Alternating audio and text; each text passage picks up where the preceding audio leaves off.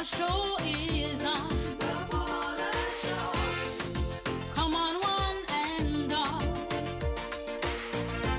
I extend an invitation to the Paula Show. Join in the conversation. Transforming behavior, recognizing our savior, overcoming hurdles, achieving dreams. Together we can succeed.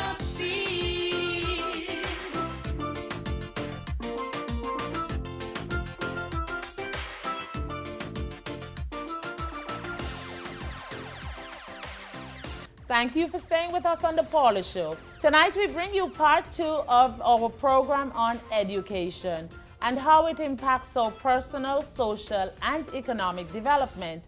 Pastor Jameel is here with us. He's also an educator. He teaches at the Antigua Grammar School. He's also a youth advocate. And Mr. Juno Samuel is here with us. He's the former chairman of the Antigua and Barbuda Electoral Commission, and he is also a former educator, both in Antigua and in the U.S. Thank you for staying with us. We'll be right back after this commercial. People in Antigua I know, and I'm sure some, I'm not going to ask you, but I know there's some people in here who will say they're not African. We are African people. We are African people. If we don't understand that, then we don't have any concept of who we are. And if you don't have a concept of who you are, where you're going, therefore, you're simply floating around with all kinds of strange ideas being pumped into you, and you adopt certain ideas, and you have no idea where they came from. So do you want to be the one to frame the school's curriculum on history? Well, it would be a good thing, because many of the things that the children are now saying that they're not interested in, for instance, the history, is because they're really not being taught history of themselves and their ancestors. If they knew that 2500 BC, just think of it, 2500 BC, the great King Khufu built the pyramid at Giza that was 431 feet tall, and no building exceeded that height until the Eiffel Tower was built in 1889. Where's the Eiffel Tower? You see, they know that. I am impressed. I am impressed. So it took them 3,000 years to reach the level that your ancestors had reached. So when they, let me just finish this point. I know, but in order to build the pyramid, they had to have mastered the mathematics that the children said they don't like. It was our mathematics. Pythagoras and all these guys went to Egypt to learn that. Theory, you see, know about that. and so Pythagoras theory. you see, well, they know that, but they don't know that that was the great Egyptian empire where that was created. So if you see. were to structure the curriculum, you would incorporate history into math to make it more interesting. When I taught in the United States, that's one of the things that I found very difficult. The children found difficult, and the children, these are some real, you know. Kids 14, 15, some of them have gone to jail. They come back, they have to go to school, and they were real characters, you know. And they didn't want to hear anything about this. And once we got into the African history, who are you? I even created a poem for them to say. They had to get up every morning, stand at attention and say, I'm an African brother. I will always respect myself, my elders and my peers. I will respect my parents whether they're present or absent. I will never strike a sister. I will never harm a brother. I will always bring honor to my people. And that was something we said we're going to live by that. You're not touching anyone. You never strike a sister? Suppose the sister strike you first. If the sister strike you, you hug the sister and say, sister, calm down, sister, calm down, calm down. Still, you think the excitement, you like the excitement? You think? I think what I would take away from that, I may not necessarily agree that we'd have to fill the curriculum with all of that, but I think definitely what comes out is that Mr. Samuel found something that he could inspire his learners to pull out the interest into education, and it became relevant. Not only became relevant, it became them. It is me. I'm talking about myself. my people. And this is Okay. not something abstract. It's Definitely, me. once students are able to see that this thing is relevant to my life, all right, they will learn. We do struggle, and I confess, we do struggle with finding ways to get what we're teaching to become relevant to the students. And in some cases, that may also be because sometimes even as educators, we do question why Some are we of the teaching this. information. Yes, we do. One day I went to a store and I had on my usual African. I usually wear my African. And the young lady said to me, are you Muslim? I said, no, I'm not a Muslim. She said, well, you're dressed like a Muslim. I said, Mom, all Muslims don't dress like this. That's a religion you're talking about. And she said, I said, no, but I'm an African person. I said, you are too. She said, me? No! African. You see, it's because of all the stories, maybe the Brainwashing okay, that maybe, has gone on. But you think of female mutilation and the crises, and they take 150 girls from a school and Boca Raton and Somalia. All you hear about Africa, disease, sickness, death, people with bloated belly. And it just seems as if the ills continue on and on. So, Well, because that's part of the propaganda. okay. When I went to Egypt and I took pictures of Cairo, and I took them back to my school and showed the children, they couldn't believe. They doubted me. Said, no, this can't be in Egypt. Overpasses and skyscrapers and just like you see in New York City. I said, no. I said, yeah. I said, there are many cities throughout Africa that have looked just like the cities here. Johannesburg. Big highways and so on. Of They course. can't believe that. You see, because we have been taught that negativism about us. And one of the things that is plaguing us is a sort of anti-intellectualism. People are not willing to learn and to study and to change their views. The education uses a change of your Transform Transforming behavior. And the your Polish show behavior. does that to And they're inspire, not doing that. entertain, and transform You see. behavior. Mr. Lee, you were about to say, I was because we about have to to wrap say- up the segment. Oh my Lord, this is becoming so interesting. I was about to say though, and while I still appreciate the sentiments of Mr. Samuel, I think the current education system more embraces our West Indian-ness. As opposed to the African. Yes, and understanding who are we as a Caribbean people. We understand that we have roots from Africa, from West Africa. But with all that has evolved over time, we have created our own identity. Yes, which is, there are some Caribbean. similarities. Yeah, there are some similarities from Africa, but our culture is not only based from West Africa. The East Indians came and made a contribution. The Europeans came and they made a contribution. So we met people here. The Amerindians were here. And it's almost as it were a melting pot of mix. all of these things. And so that we need to understand, well, as we have evolved, who are we today? And I think that is where the education system is focusing on. Not that that takes away anything from what Mr. Samuel is saying, but we have further progressed, if I may use that term. Wow. But see, that is the problem. Unless you have that base to understanding that you're an African person. Now that we've embraced our blackness, we're going to talk about universal secondary education. And this is another hot topic. Do you think it's working, Mr. Samuel? Well, it is not working for the simple reason that Oh. Mr. Samuel is the we- prophet we- of doom. I noticed. first thing you have to do is to know what the problem is and be willing to identify it. Even if it's going to kill you, you have to identify it. So there's a problem with universal There secondary is a problem with education? it. What's the problem? The problem is that if you're going to decide that all children, they're basically moving with their classes. They go up to grade 6, then they go to secondary school, all the children. So you realize that at common entrance, you don't even have to pass. You just go and sign your name and you're still going to a secondary school. Well, whatever you do, the problem but is... you don't have to do anything. Right. So now you have to have the resources that will follow those students who are not ready to take up our secondary education at that level. if you don't have those resources, you're going to frustrate the teacher here because he's going to get a class of children, some of whom can't read. And that's why the teachers are going to think that we're making demands and we have expectations that they can't meet. Exactly, and I'm sure you do have children in your class who can't add, So you subtract, don't- multiply, and divide. So and you you're don't wondering. mind them attending secondary Oh, school. no, that's not a problem. But That's not a create problem. a You have to system to create a facilitate. system that will uphold, that will remediate all the things that they don't know in order to allow them to be able to participate meaningfully in that education you're trying to So give what's them. the impact on teachers in a situation like this?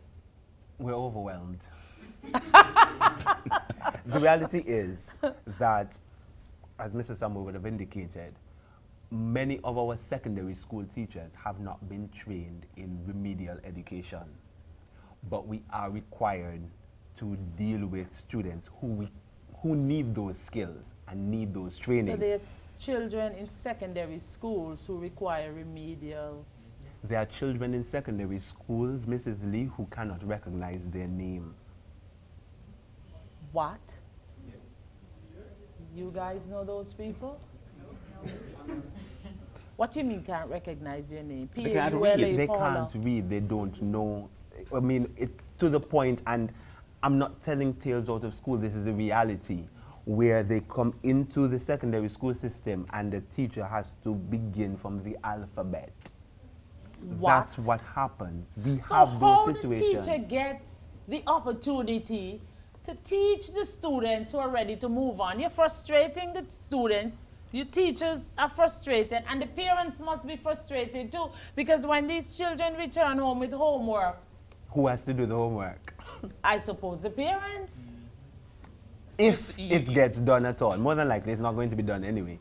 And I mean, not only the students require remedial education, Mrs. Lee, even the supposedly normal students, they don't do homework either. You guys are normal students. You get your homework done, right? Sometimes. Mrs. Lee, I told you I have students in the audience.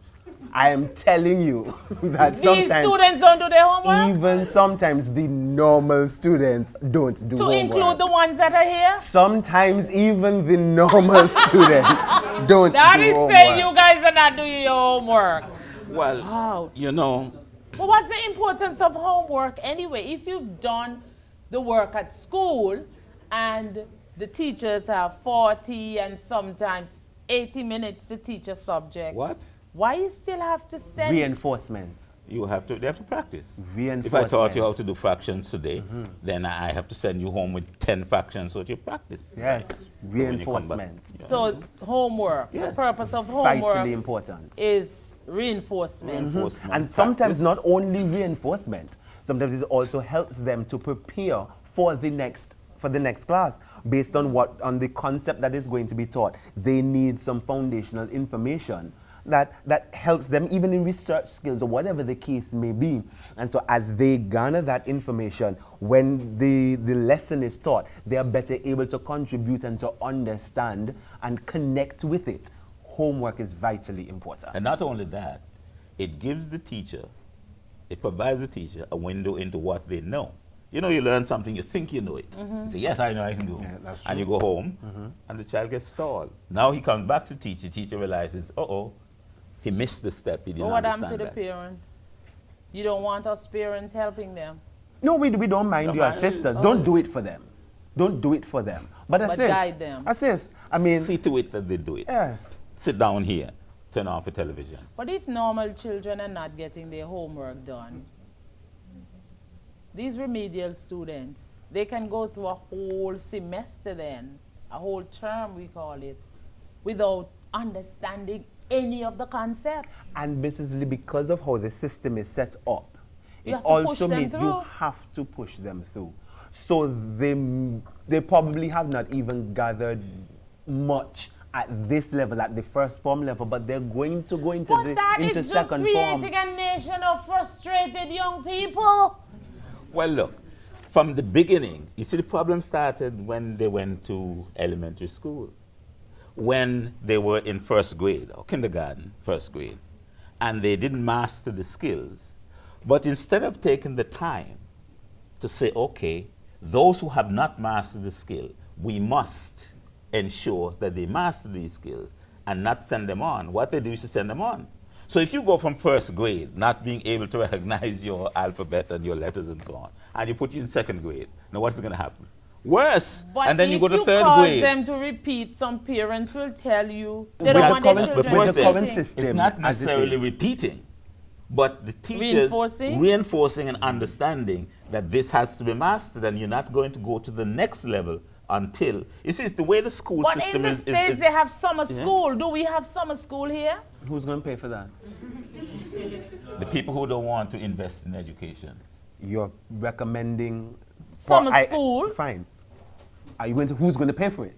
That's what I'm asking. Who's The paying for it? population. The population, The people. us. Okay. You see, the people have to understand this is an investment, and if you want to solve the problem, But that takes us to the next point. But nobody wants we to don't pay for want that. to pay Thank you. taxes. Well, we I'm- don't want to pay taxes. Mrs. But in Lee, the States, there has been the that's what discussion- drives the economy and Precisely. help these You young have to pay people. They have to pay taxes. taxes. There has been the discussion for the last 4 to 5 years about lengthening school hours. You're talking about summer school.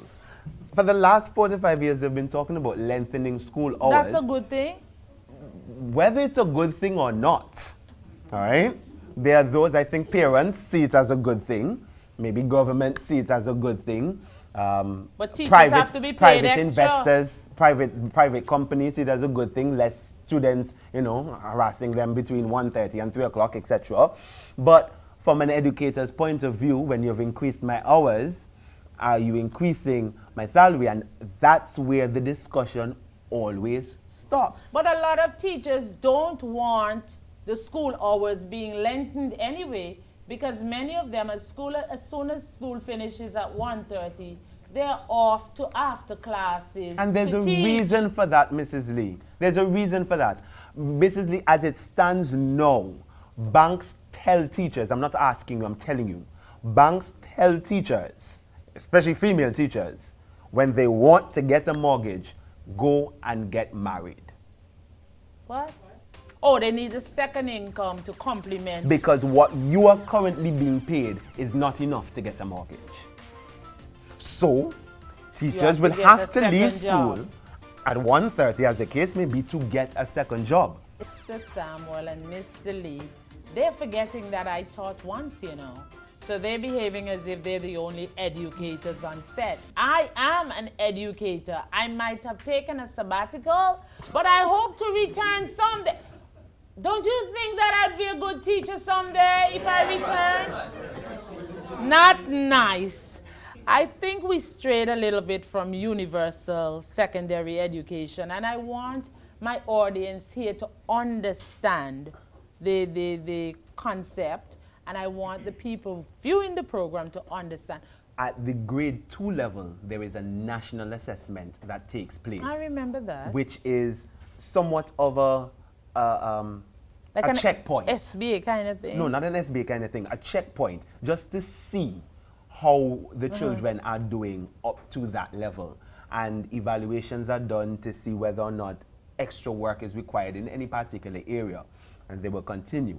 At the end of grade 6, there is another national assessment that is taking There's place. an SBA now. And there's an SBA, I know I this did one, SBA with SBA these component. children. Yeah. Right. I don't think they call it SBA, but it follows the same idea. They call it SBA. They call it They SBA? call it SBA. Okay, right. They're preparing them for CXC. Definitely. And what the thought is to allow the child to have some grades and to assist him going into the exam, him or her, going into the exam, having already done some of the work. Okay. And then the exam itself would make up the other portion. I think it's 60-40. Yeah.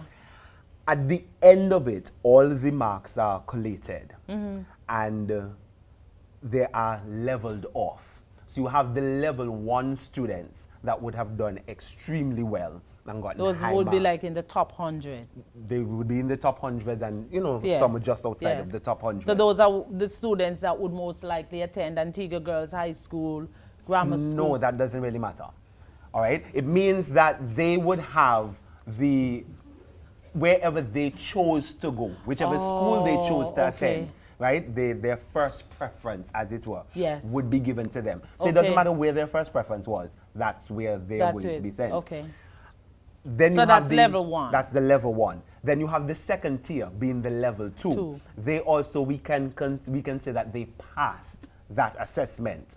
All right? May have just passed it, but they're in the second But tier. they didn't have a choice. They're placed. They're placed. Okay. Then you have the level 3. The level 3 students are those who would have been just under what would be considered the pass mark. Oh. They are going to be placed in a secondary school as well. However, the secondary school will receive everybody's file actually. Yes. Files are now kept, personal files of every child is kept. And the primary school passes that on to the Ministry of Education. And then when the Ministry of Education determines where the student is going to be placed, then those files are passed on to the secondary school so that we can go through and see where each student is So standing. these level 3 students, they have to now compete with these level 1 and level 2 in the classrooms.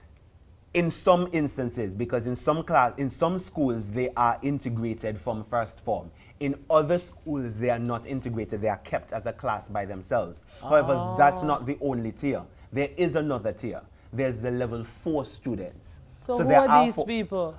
who really did not get that much on the assessment, even after you would have had the SBA component and the exam. All right? Now, the level 3 students are dispersed. Level 1, level 2, and level 3 students are dispersed amongst all the secondary schools. The level 4 students are sent to specific secondary schools. So, just a little while ago, you spoke about the level 1s who definitely will go to the Antigua Grammar School and the Antigua Girls High School. The reality is now, even level 3 students are sent to the Antigua Grammar School and the Antigua Girls High School. So, attending these institutions doesn't mean that the child is a level 1 or level 2 student. So we can't get so excited about common entrance anymore. But that's why it's not really called common entrance anymore. I remember when my children did common entrance and one was in the top 3. And boy, we had a celebration. So we thought, wow, this boy is an Einstein. Of course, those level, sorry. The level 1 and the level 2. In terms of the top 100, it is still recognized and we know who they are. As an accomplishment. As an accomplishment, and they are recognized. Yes. Okay? But just that, whereas I know traditionally, you would see a child in a particular uniform and we judge them. Yes. And made assumptions as it relates Brilliant. to their academic prowess because Yes. of the uniform that Yes. they were wearing. You cannot make those assumptions now. That's the reality. Now, parents, I want to speak to especially those who are parents of level 3 and level 4. Now, we're not saying that there's something wrong with your child. I don't want them to leave this discussion or having watched this show and think, oh gosh, my child is the worst. No. Okay? What it meant is that your son or daughter did not have the foundation that was required. And so what they produced on the assessment would suggest that they are lacking in some area. So you need to help them. Usually literacy is an issue, whether it be, or there's the numerical literacy issues, all right? But there's some gap there, which will affect their education going forward. Too many times, unfortunately, parents of level 3 students, they're excited about the child going to secondary school, and that's all well and good. I don't want them to not be excited. But unfortunately, you cannot be hands off. These are children who need extra attention. They need extra assistance. They need extra help. Because the reality is, they did not accomplish what was needed to be accomplished at that level. Therefore, the next level, they are at a serious and major disadvantage. The school is going to try its Lord. best to do what we can to assist. But remember as well, I did say our secondary school teachers in many instances are not trained to do remedial education. Why did we make the switch? Because other people told us to do so. Mr. Samuel, will you stop saying No, but things like that? But that's a fact. We didn't just come up with it by ourselves. We signed on to an agreement with other people that said that we should have universal But we secondary had a education by a certain disadvantage. time. And so we just went ahead and did it. We didn't sit down and say, well, okay, we're going to get to that, but let's fix several Yes. things here before we actually implement it. We just I don't think have that is correct. I mean, universal secondary education is not a bad concept. It is good that every child should have the opportunity to receive secondary education. But you have to implement the processes to facilitate. Precisely. Because the The reality is shortfall. what we do want is that as much as is possible that every child would be able to negotiate our education system and come out successfully. I am not sure that the way the setup is currently, that we're really doing these children any sort of justice. We're doing them a disservice. I think so.